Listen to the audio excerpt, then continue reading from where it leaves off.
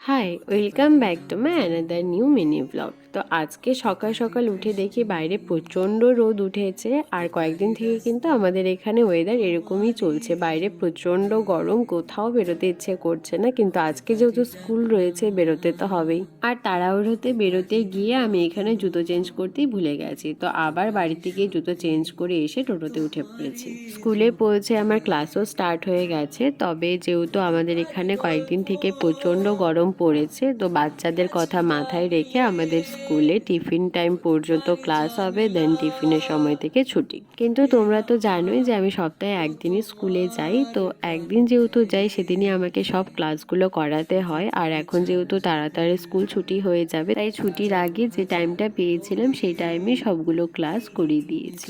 আর class শেষে কিন্তু বাচ্চাদের সাথে একটু মজা করছিলাম, আর ওরা আমাকে আবার ডান্সও দেখাচ্ছিল। নার্সারির বাচ্চারা কিন্তু যেমন দুষ্টু সেরকম কিউটও হয়, আর ওদের চটকাতে কিন্তু সেই মজা লাগে।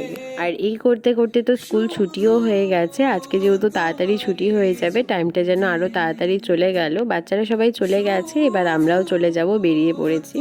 এই গরমে বাচ্চাদের অবস্থা তো খারাপ হয়েছে, তার সাথে সাথে ম্যাডামদের অবস্থাও খারাপ হয়ে গেছে। আর থাকা যাচ্ছে না, এবার যত তাড়াতাড়ি বাড়ি যেতে পারবো তত তাড়াতাড়ি ভালো।